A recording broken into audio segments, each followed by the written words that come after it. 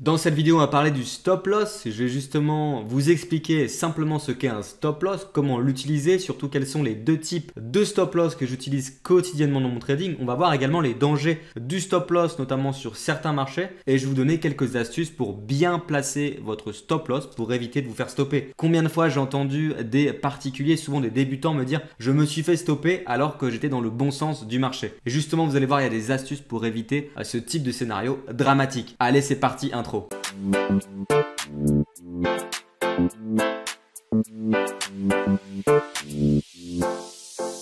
Bonjour à tous, ici Faustin Prieux pour la chaîne YouTube UGK Trading. J'espère que vous allez bien. Bienvenue dans cette nouvelle vidéo. Je vais vous parler du stop loss simplement car vous le savez, je suis un ancien broker et analyste de marché chez un courtier international et donc j'ai vu passer des milliers de clients, notamment beaucoup qui ont perdu avec une mauvaise gestion du stop loss et je vais vous en parler dans cette vidéo. Avant ça, si vous aimez le type de contenu, abonnez-vous à cette chaîne YouTube, partagez, commentez, likez, participez au développement de cette chaîne YouTube. Allez, c'est parti, je vais vous parler tout de suite du stop loss. Allez, c'est parti, on rentre dans le vif du sujet. Donc premièrement, c'est quoi un stop loss, également appelé SL sur votre plateforme de trading? Un SL, c'est un niveau de protection, une barrière sur lequel on accepte de perdre, un niveau qui va nous protéger, nous éviter de perdre l'ensemble de notre capital, mais uniquement de perdre ce qu'on avait prévu de perdre si le trade se passe mal.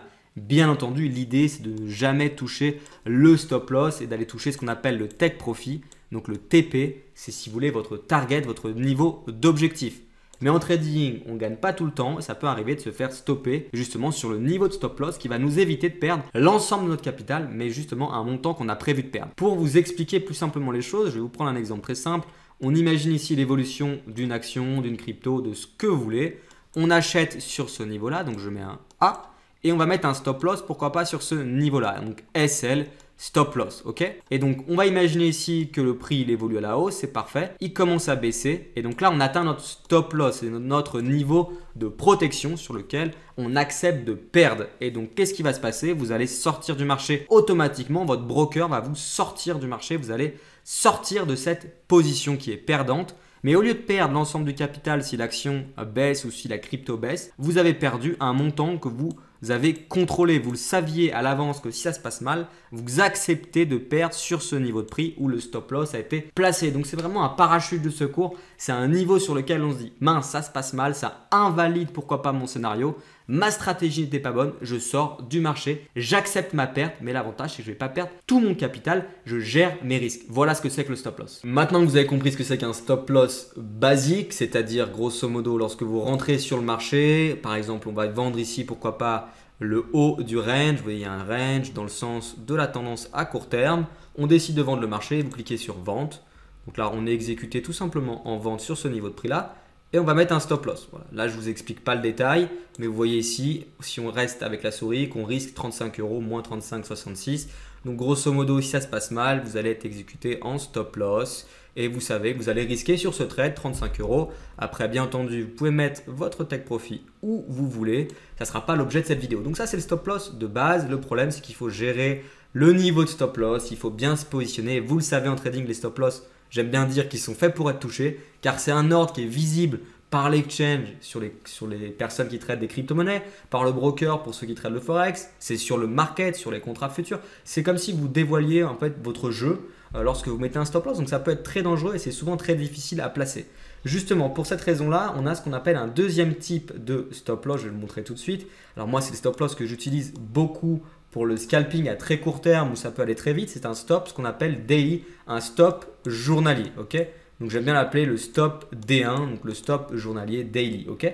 Ça veut dire grosso modo que lorsqu'on va trader ici, par exemple les marchés financiers, d'ailleurs je vais fermer cette position, je vais tout simplement pas mettre de stop. Je vais uniquement par exemple décider de vendre le marché sur le haut de ce range.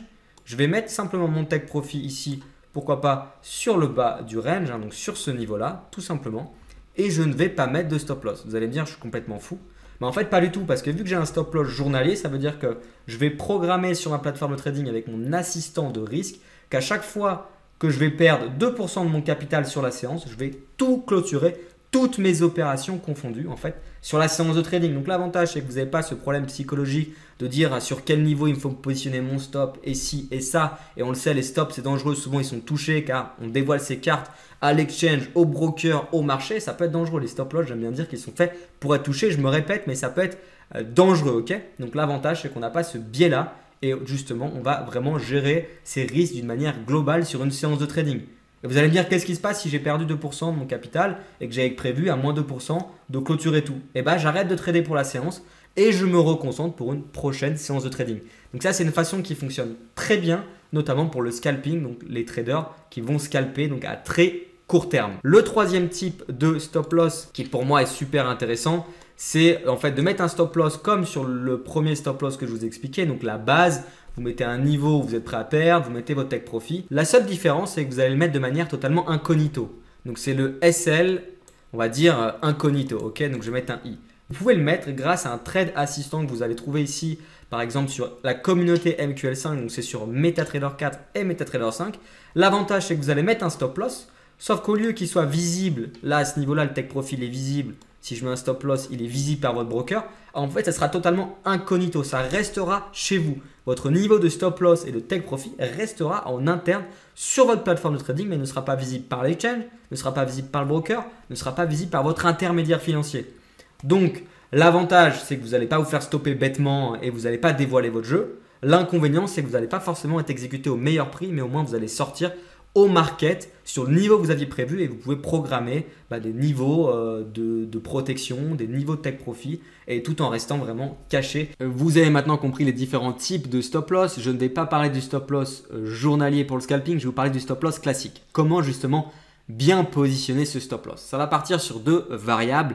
La première étant le prix. Ça paraît logique, on parle ici de bourse. Donc le prix, c'est juste super important. Donc on va regarder ici les niveaux de support, les niveaux qui vont devenir résistance puis support, etc., etc. Les niveaux de point pivot, les niveaux techniques. Donc c'est le prix et rien que le prix, c'est l'analyse technique. Ça veut dire qu'on va effectivement regarder un petit peu où se situent les différents niveaux pour placer intelligemment notre stop loss. En revanche, on ne va pas placer notre stop loss pile sur le niveau de technique, pile sur un niveau de support. Si par exemple on met un stop loss sur un niveau de support alors qu'on a acheté le marché et que le prix au final rebondit sur le niveau de support pour aller dans le bon sens, donc vous aviez raison, et derrière en fait on se fait stopper sur un niveau où le prix va rebondir, c'est complètement bête. Je vais vous montrer un exemple ici sur l'euro-dollar. On achète l'euro-dollar par exemple, on va mettre un niveau de stop loss comme le font d'ailleurs la plupart des particuliers. Donc je glisse ici, on va le mettre ici sur un dernier prix. Et le problème, c'est que si on met son stop loss ici, en fait c'est un niveau qui a déjà été travaillé, on a déjà eu un rebond ici. Okay, donc c'est une sorte de creux. C'est fort possible que l'euro-dollar rebondisse à nouveau pour repartir à la hausse et on avait raison, mais on s'est fait stopper bêtement. Donc qu'est-ce que vous pouvez faire? C'est décaler un petit peu votre stop loss. C'est pas gênant, ça vous évitera de vous faire avoir également avec le spread lorsque vous êtes exécuté en stop loss, c'est un ordre conditionnel, donc soyez vigilant par rapport au spread. Et donc là, si le prix il baisse, c'est très simple, vous allez pouvoir tout simplement rebondir potentiellement sur ce niveau pour tout simplement avoir raison en définitive. Alors je ne vous dis pas que ça marche à 100%, mais ça vous évitera de vous faire stopper bêtement. Alors moi, je préfère toujours décaler mon stop de quelques points que tout simplement d'avoir un peu moins de risque en termes de montant du stop, mais avoir plus de chances de me faire stopper. Voilà, donc ça c'est ma façon de travailler, donc faites attention à ça, décalez vos stop loss un petit peu des niveaux techniques. Donc ça c'est la première chose à mon sens super important. Le deuxième point qui paraît également logique, c'est ce qu'on appelle le ratio.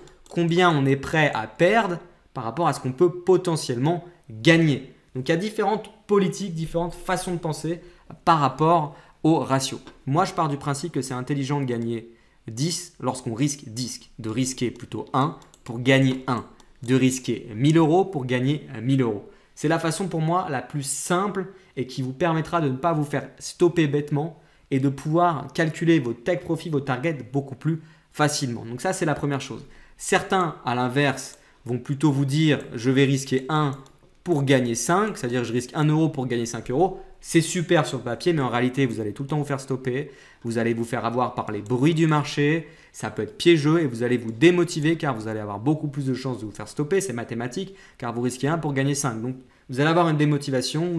Vous allez perdre confiance en votre stratégie. Je l'ai vu d'ailleurs chez plusieurs de mes étudiants qui travaillaient de cette manière. Ça ne fonctionne pas, sauf lorsque vous êtes un vrai professionnel et que vous arrivez avec un effet de levier de dingue pour travailler les excès de prix. Mais je ne vais pas rentrer dans le détail. Donc une fois qu'on sait ça, qu'on va risquer tout simplement avec un ratio de 1, grosso modo on risque 1 pour gagner 1, pour expliquer les choses plus simplement. Donc on va ici mettre notre take profit tout simplement approximativement à la même hauteur que le stop loss. Donc on a ici notre take profit qui est là, qui fait approximativement la même taille que notre stop loss. Après, à vous de l'ajuster au mieux. Là, on est sur une vidéo. Le but, c'est de faire une présentation rapide. Mais déjà, en travaillant de cette manière, on va simplifier les choses, simplifier la démarche et vous allez mieux pouvoir placer vos stops, moins vous faire stopper et plutôt vous concentrer sur l'analyse technique, vous concentrer sur l'avenir du prix et moins perdre de temps à vous faire stopper bêtement. Donc ça, c'est voilà pour placer le stop loss. Sinon, rappelez-vous de la stratégie des stop loss journaliers. On n'en parle pas assez et pourtant, c'est super puissant. Voilà, j'espère que cette vidéo vous a plu. J'espère que vous avez compris un petit peu ma vision du stop loss. Si vous avez des questions, mettez-les. N'hésitez pas dans les commentaires. Je prendrai le temps d'y répondre. Abonnez-vous aussi à cette chaîne YouTube si vous avez aimé cette vidéo. Partagez la vidéo et surtout, si vous souhaitez apprendre le trading avec moi, n'hésitez pas, c'est totalement gratuit. Je vous mets les informations dans la barre de description de cette vidéo. Pour les autres, on se retrouve pour une prochaine vidéo, mais surtout, restez et soyez prudents sur les marchés financiers. Allez, à plus tard.